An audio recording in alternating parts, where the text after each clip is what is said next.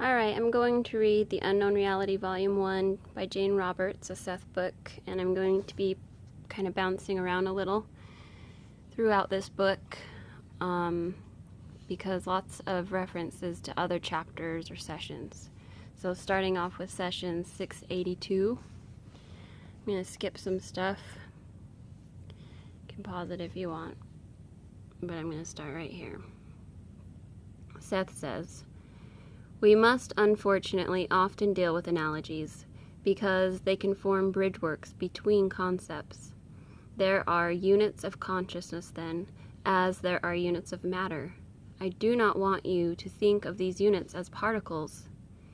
There is a basic unit of consciousness that expressed will not be broken down, as once it was thought that an atom was the smallest unit and could not be broken down.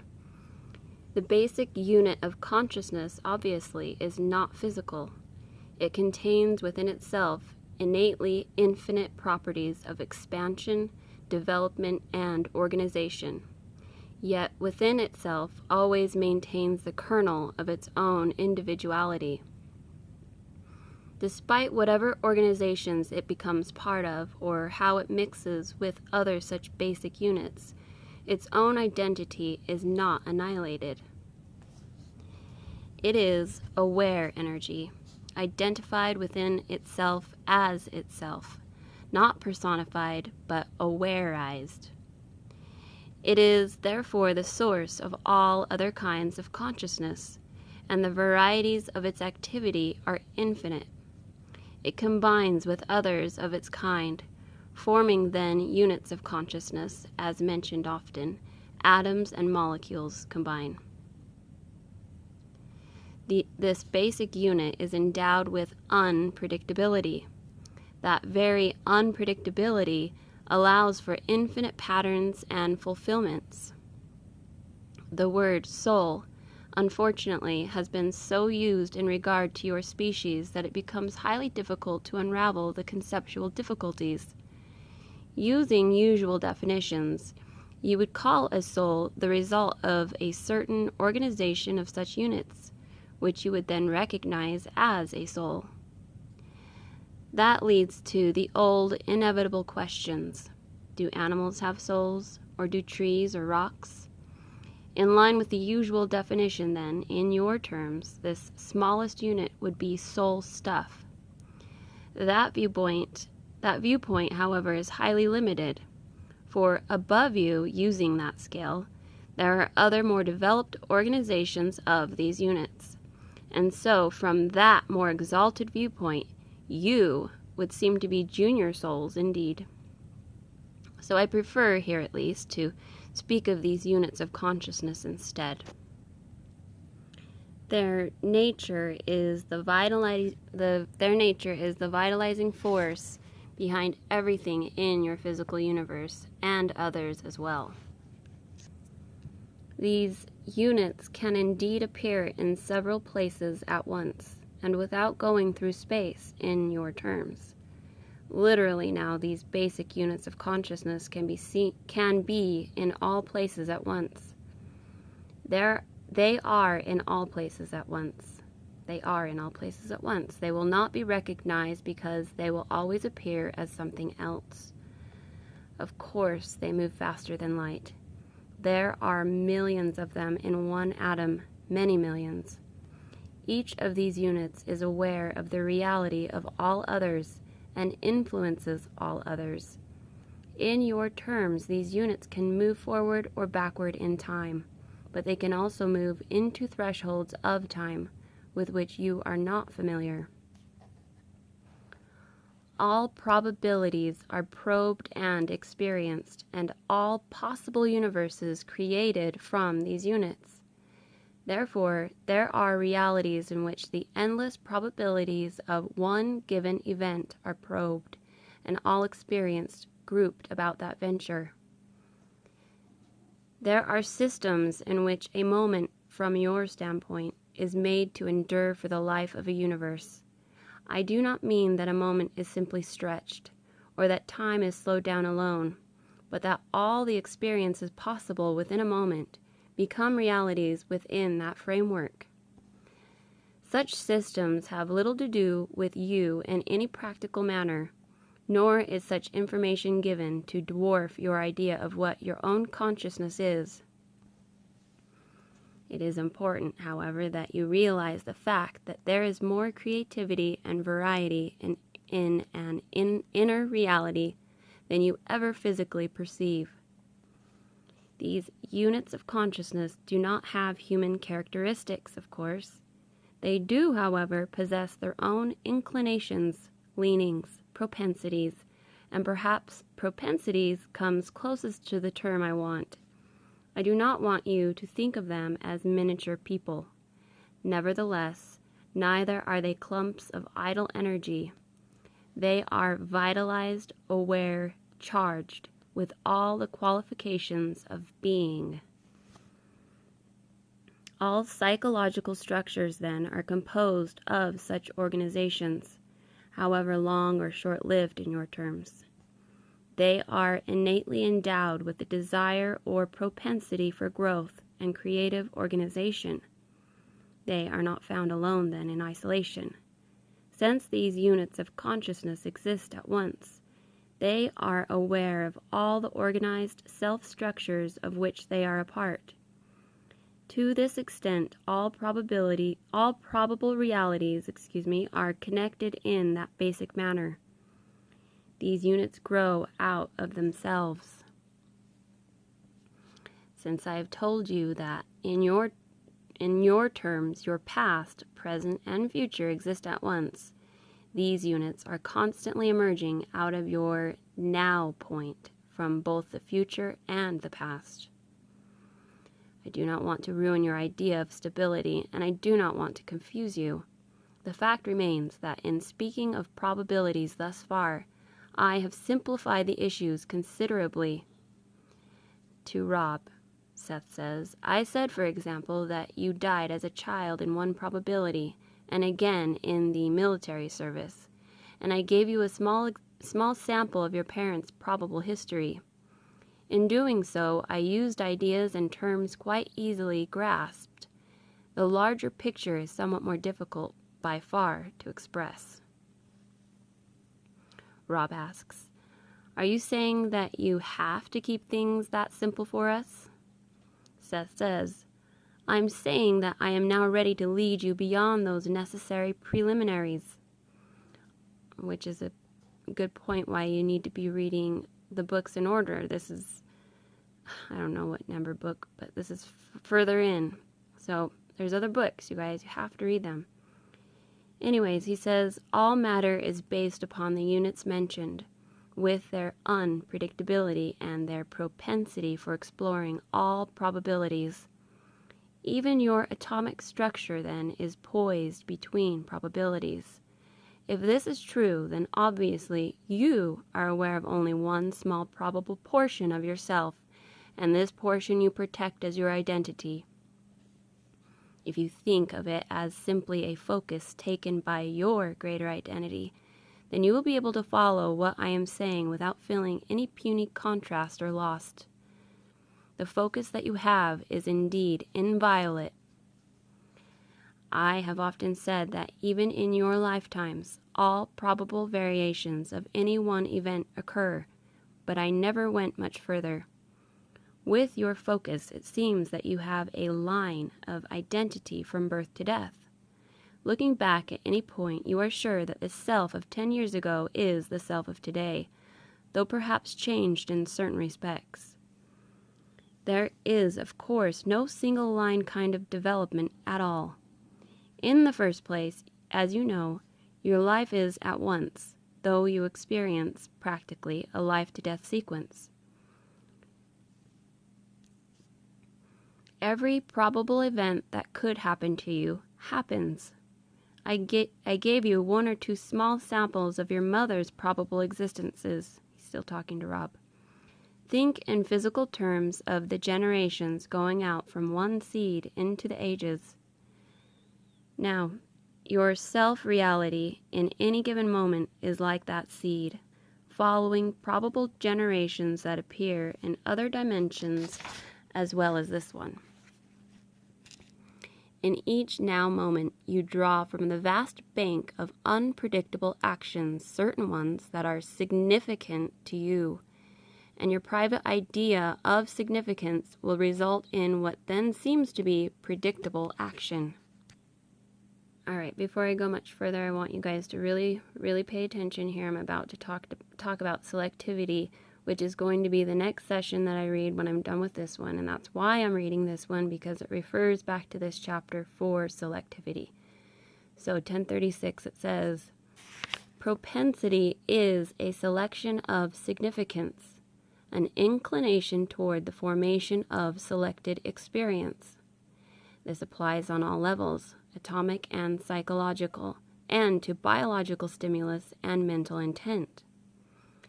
These basic units move toward organizations then of a selective nature.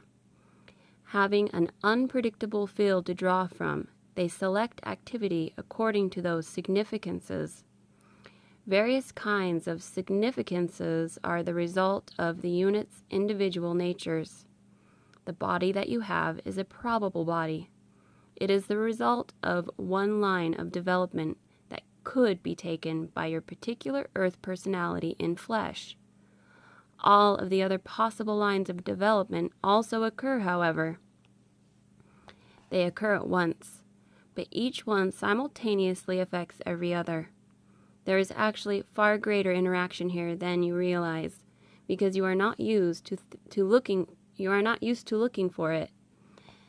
The harder you work to maintain the official accepted idea of the self in conventional terms, the more, of course, you block out any kind of unpredictability.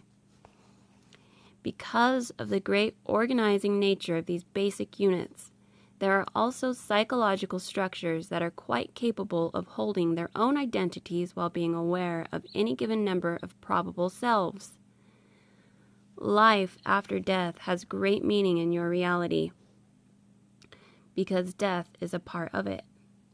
Your greater reality obviously transcends both your births and your deaths. The idea of one universe alone is basically nonsensical. Your reality must be seen in its relationship to others. Otherwise, you are always caught in questions like, how did the universe begin, or when will it end? All systems are constantly being created. Only in a context of probabilities can immortality make any sense. Heredity springs from the great inherent unpredictability that is then broken down to specifications inside the chromosomes, no two of which are alike. What you think of as daily life is then a focus upon which certain probable events above others, a choosing of significances, a selection of pattern. Other portions of the self follow different selections. Now, because your greater identity is aware of its probable existences, you are in matter and out of it at the same time, in time and out of it. You have a greater identity outside of your context, yet a part of it is inside your context as you. Your you-ness is your significance, a focus of awareness, conscious of itself, that seeks out and views experience with its own unique propensities. The existence of probable realities and probable selves in no way denies the validity of your own experience or individuality. That rides secure, choosing from unpredictable fields of actuality those that suit its own particular nature. That selfhood jumps in leapfrog fashion over events that it does not want to actualize, and does not admit such experiences into its selfhood. Other portions of your greater identity, however, do accept those same events rejected by you, and from their own selfhoods. And form their own selfhoods. Now, some of you might choose some of the same events, and their probabilities will merge. Such points of intersection are highly charged and creative. these intersections can happen in individual and mass terms. One historical event may be simultaneously accepted in several probable realities, for example, while others may occur in one and not in an alternate history. While words are difficult to use here, again, what I am saying applies, in different ways perhaps, to the behavior of worlds, atoms, and psychological structures.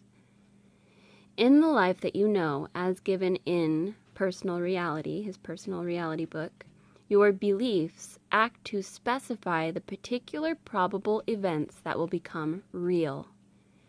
Because you are a probable self, an understanding of your own nature will show you some of the abilities not used here but present that you can indeed choose to actualize. You can draw you can draw then from your own bank of probable abilities, for there will be traces of them in you. They are being developed in another reality. Therefore, in this one, they can be utilized far easier than you might suppose. When you exercise your right arm, your left arm benefits. When you develop abilities in one system, to some extent, they are easier to develop in another. To Rob. In deciding to do some writing for the Seth books, as an example, you are also drawing upon abilities that you have worked on in another system. And through your intent, you are to a certain extent blending probabilities. Even a simple understanding of this would help people realize that no experience is dead-ended. Okay, so that's the end of that session, 682. But there's a session note that I want to read about EEs. So, let's just go right into it. In latter materials, several evocative analogies to describe EE units. Okay, Seth says, basically, emanations rising from consciousness, these EE units, electromagnetic energy units.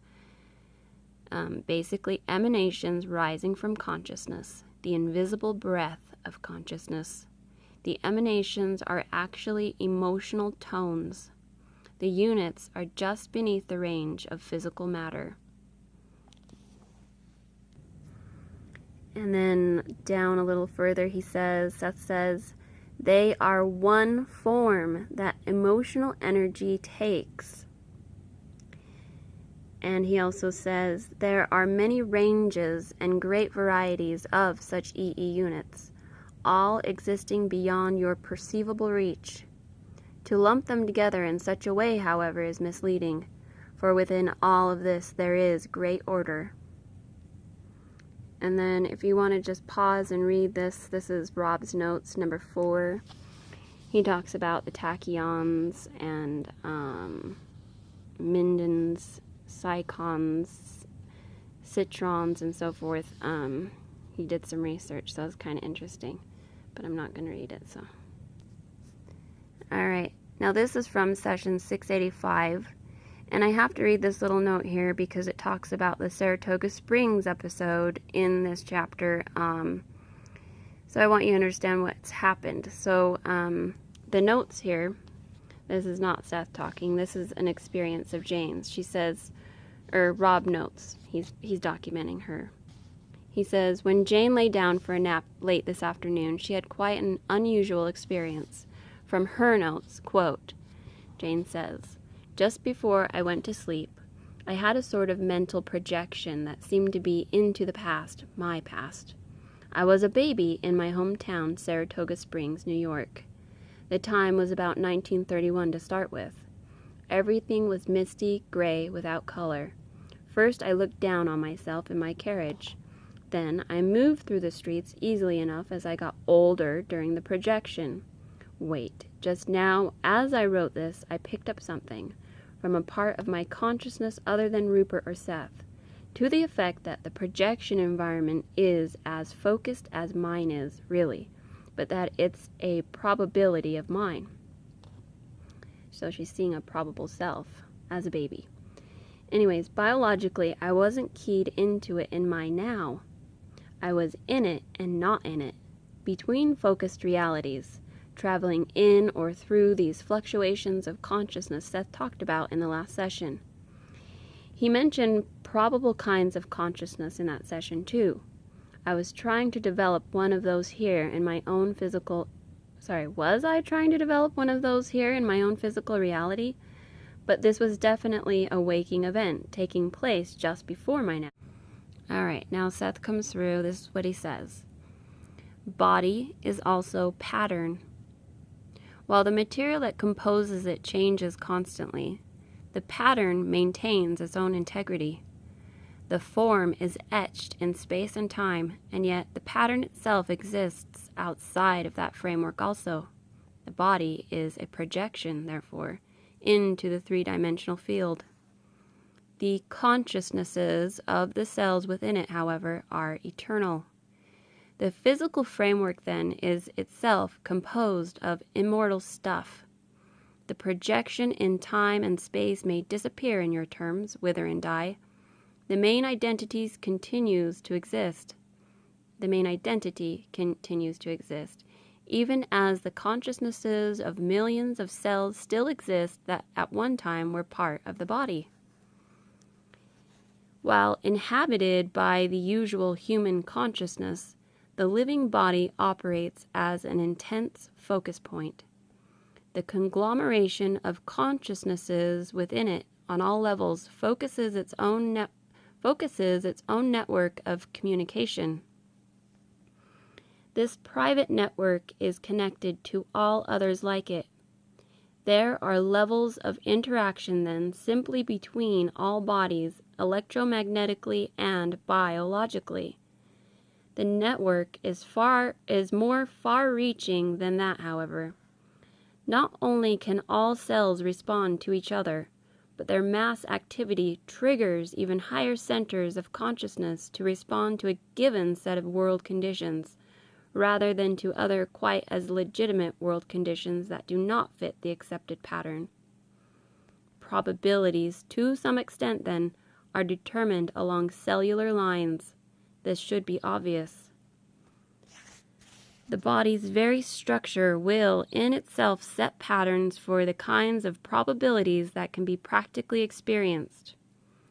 The source reality out of which all else springs is never predetermined, that is, predestined or even set. The universe, in any terms, is always being created. When consciousness is being specified, it always sees itself at the center of its world. All specifications of consciousness and all phenomenal appearances occur when the basic units of consciousness, the CUs, emerge into EE units, electromagnetic energy units, and hence into the dimensions of actuality in your terms. So that's important. EE units come from CUs. Anyways. Your mainly accepted normal consciousness is within the matter of your body, and through it, the body, you view your world.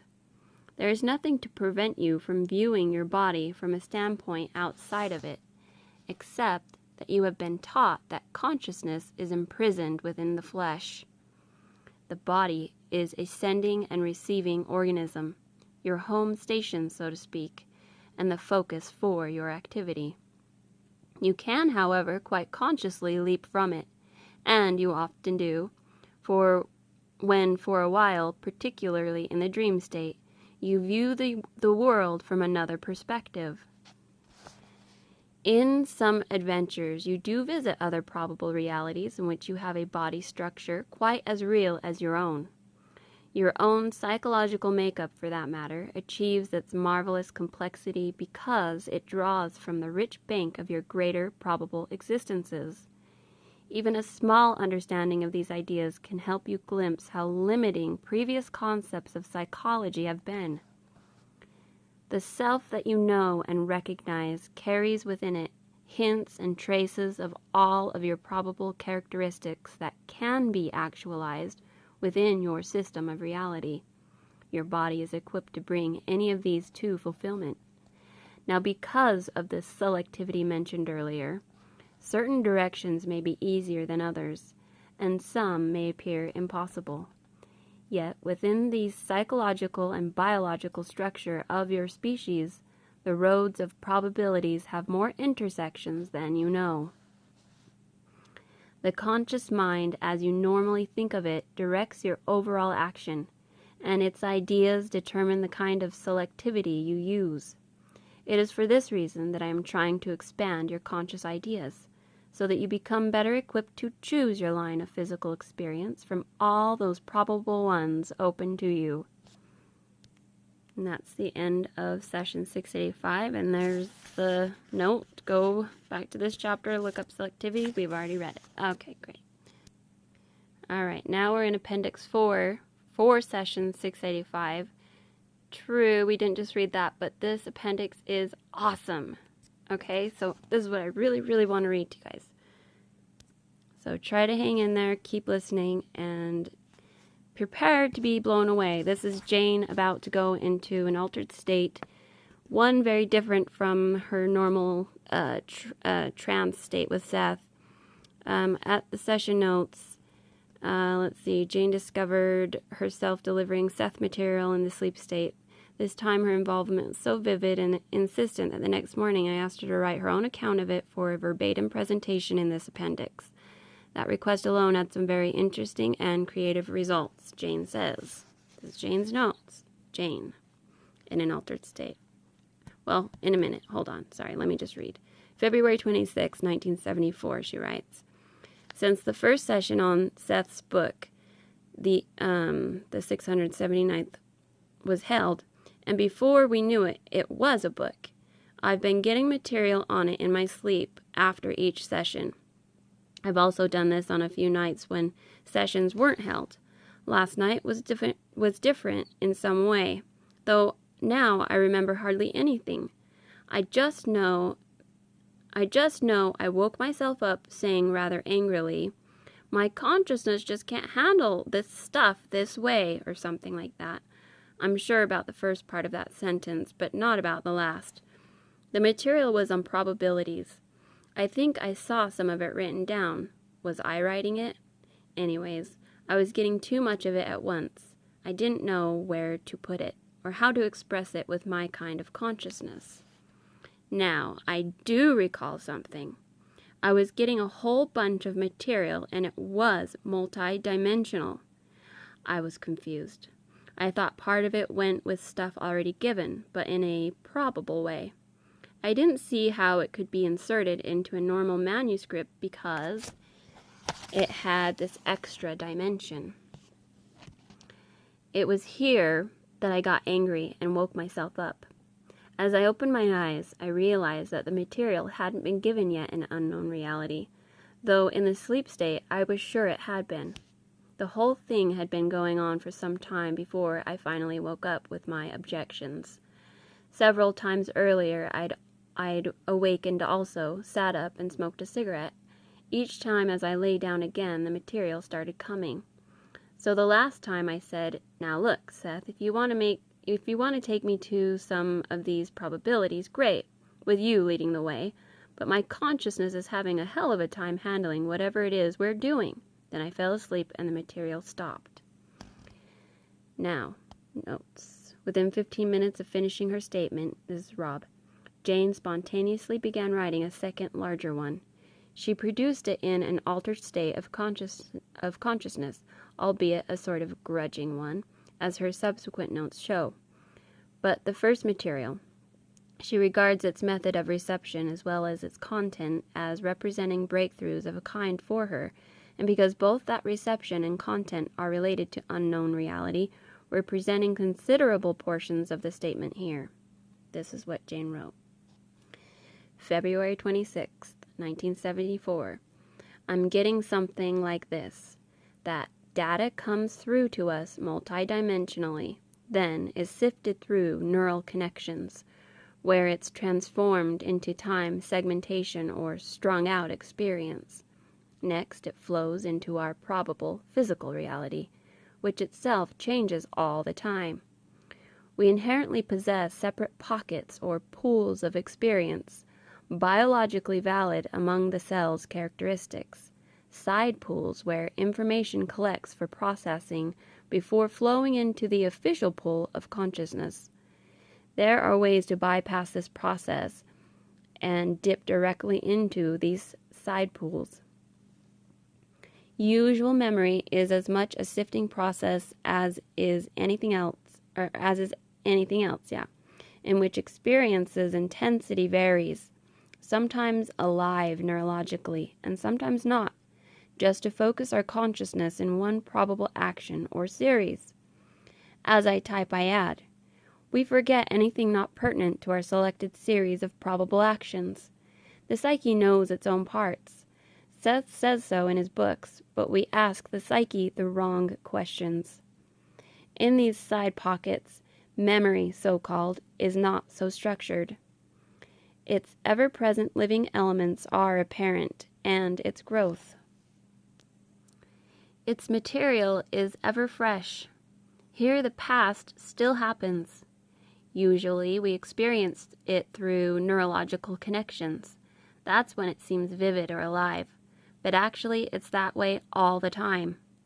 Past motion and acts still go on, not recurring. It's hard to explain, but those past actions are still exploring other probabilities, while our nervous structure focuses us in the one physical probable reality we've chosen. To us, those other actions seem terminated, but that's only because usually we can't follow them. Writing as a linear form itself imposes limitations here. These past probabilities are not fleshed out in our terms, but they're brilliantly focused in their own life. In the Saratoga experience, I felt ghostly because there I was a future probability. At certain levels of consciousness, through bypassing direct neurological activity and impact, you can then glimpse other portions of your own probable experience, both in the future and the past. Using these side pockets or pools where data are still unprocessed in our terms, you can pick up several other strands of your own consciousness at once, though retention may be difficult. Explaining the experience to the normal consciousness automatically helps expand it, the normal consciousness, so that each time the process becomes easier, until, with practice, experience and data from several areas can be held simultaneously. The difficulty, then, is a translation in linear terms, hence Rupert's trouble in the Saratoga episode. Note that she just wrote Rupert. She's referring to herself as Rupert now. And Rob notes, now here Jane told me later, she began moving into a different, hard-to-define, strange state of altered awareness. At the same time, she began casting her material in the third person. Rupert, him, he, entered in. Yet, as she was to note in a subsequent statement, she wasn't picking up on Seth. She goes on. Now, physically, neurological action is a code for other actions that usually can't be experienced at once because of the selectivity mentioned earlier.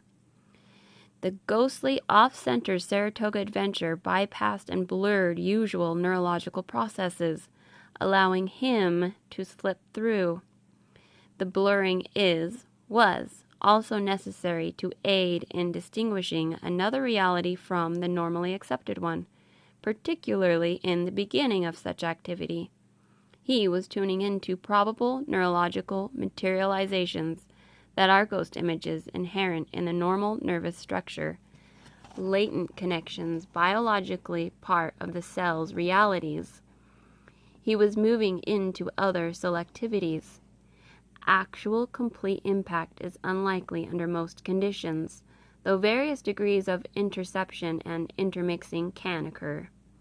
Rupert's difficulty, anger, and impatience last night resulted from initial problems of translating multi-dimensional experience into linear terms and thought patterns. Fresh material was being born anew in the past, and he didn't know how to fit it into his time scheme.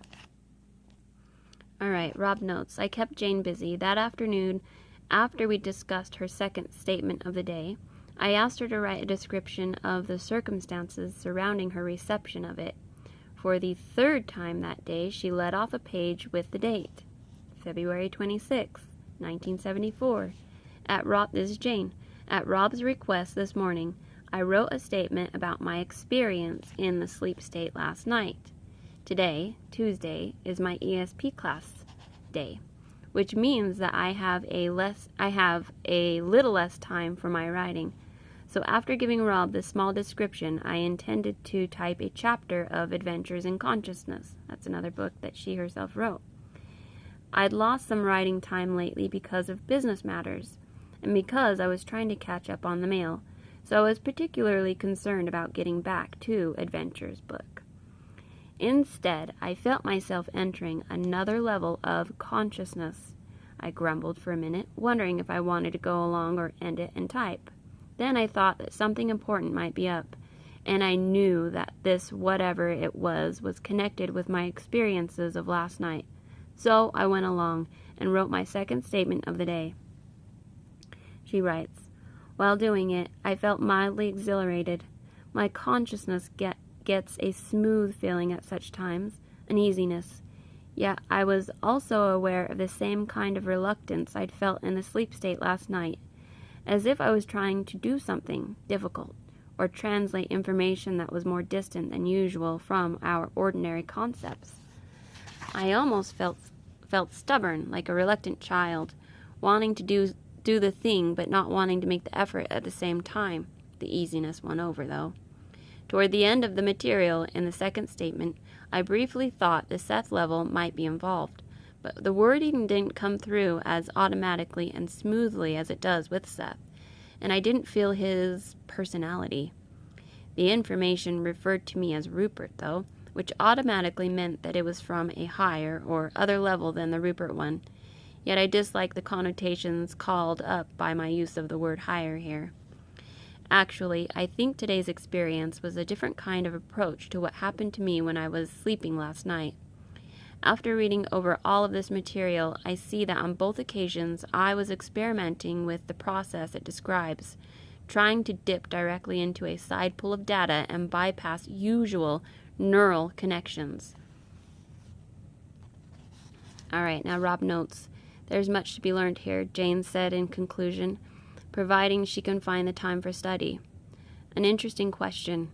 According to the feelings she expressed toward the end of her third statement, Seth himself evidently isn't represented by or called out of such a side pool of consciousness, yet what sort of connection might, or does, he have with one? We haven't yet asked. So, that's what I wanted to read, but I want to tell you guys that if you're wanting to experiment with these types of experiments, altered states, I don't recommend you doing it unless you understand that there is literally nothing to fear. If you have ideas about devils and demons, an altered state can be quite scary because you're facing demons, if you want to call them that, demons that you yourself have created, and it can be quite scary and confusing. So make sure that you don't just go and experiment, haphazardly. Understand that there is nothing to fear, and there's just a lot of things you need to know. So I don't recommend it unless you are ready. So read all of the Seth books, you guys. They are amazing. They will blow you away. They are going to expand your mind. Thank you for watching. These are all of the books. So, books by Jane Roberts. Some of these are just Jane. Some of these are Seth books.